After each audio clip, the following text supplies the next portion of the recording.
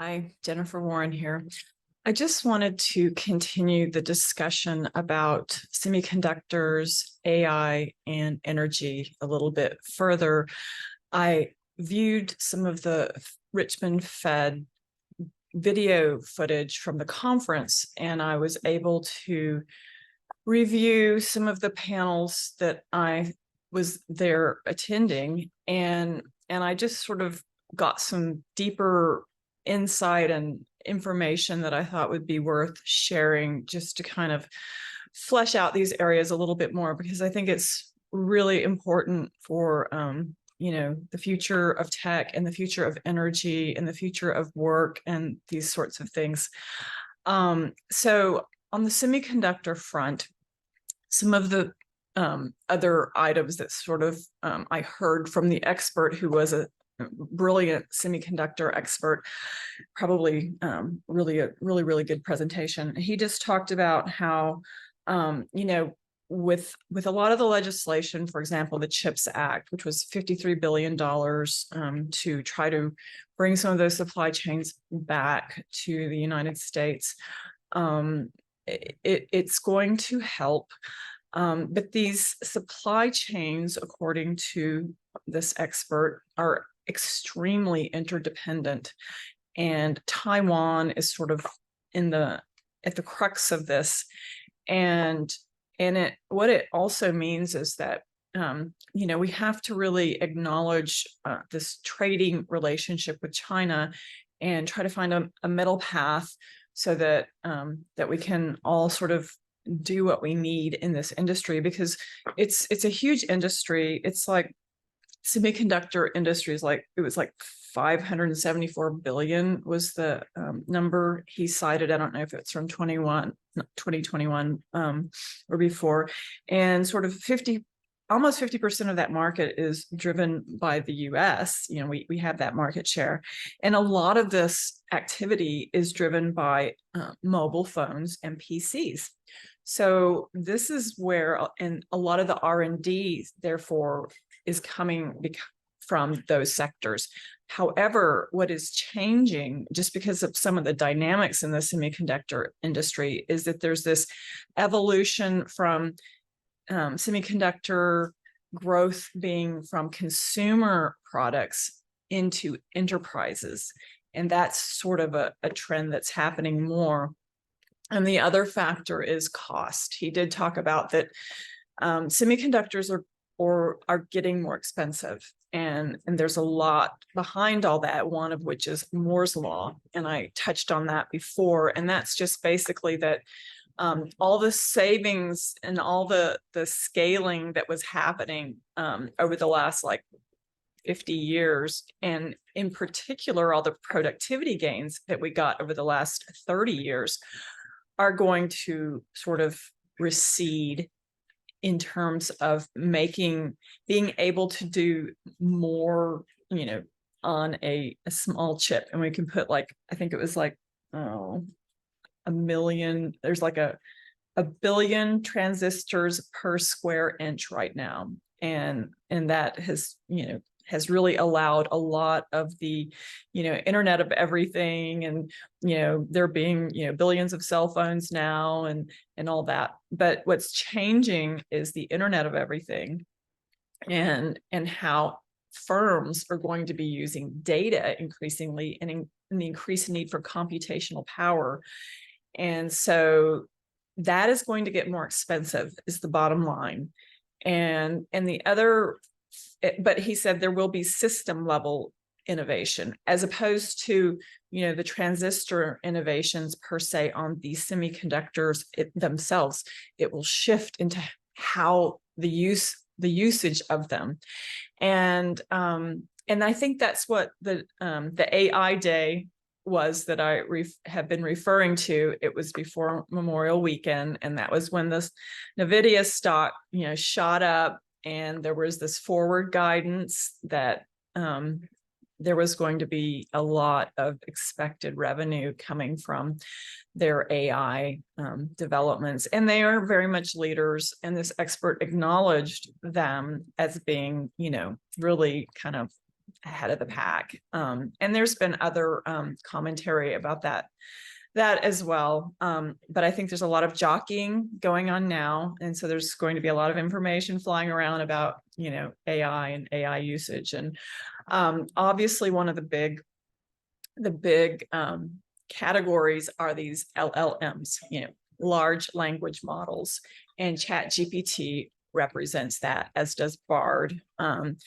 And so what this AI expert that I also re-listened to was saying that, again,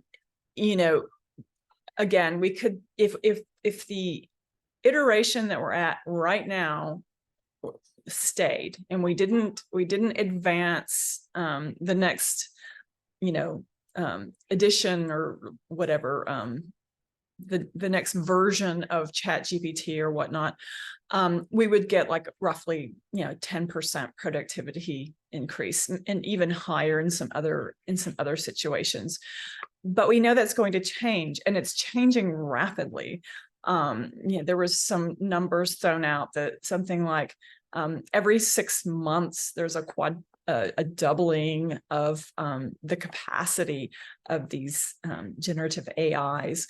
And so that's the other thing that's happening. So that's happening fast. And again, this was some really exciting news that the market was looking for, because I think since the pandemic, with all the tech stocks getting haircuts, the market was sort of going, what next? What's going to be the news in tech? And the news that took off was generative AI. And again, the use cases are many. And there's been a lot of announcements of firms partnering with NVIDIA and other firms, not Microsoft, Intel, all of them, trying to kind of figure out how they're going to play this.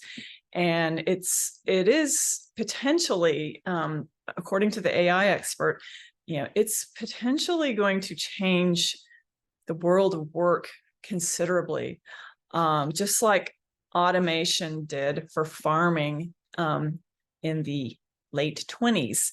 And so there is that potential for also greater productivity in white-collar jobs, knowledge workers, which I talked about as well in my first video on AI and LLMs. And the other thing is, it can be disinflationary over time, which would also change potentially the natural rates of interest, which is really a deep topic for another day, probably not one I'm qualified to discuss. Again, the AI expert was an economist too, and he has written extensively on this subject, and is, probably one of the foremost experts in it. The one issue I have, as I'm looking through an energy prism with semiconductors and AI and just the tech stack, is that a lot of this is going to be resource intensive. First of all, the expert in semiconductors did say, electrifying everything or increased electrification is going to cost more. And it is because all the electrification power gen systems rely on semiconductors. There's a lot of, what are they, transistors in much of the energy infrastructure.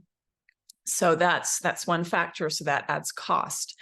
And he doesn't expect, since the pandemic, he cited something like a 25% increase in transistor prices, and that's not going to necessarily go down.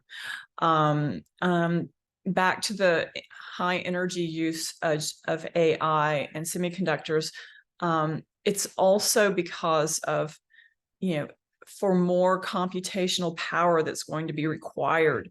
We are going to be having more data centers.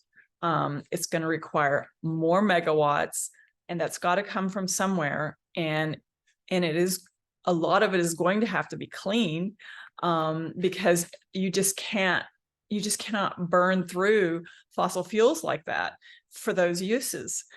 So that is, to me, a little bit of a headwind, is that there's going to have to be some energy density in the mix, which gets back to nuclear, other sources, better uses, more efficient uses, whether it be hydrocarbons or electrons.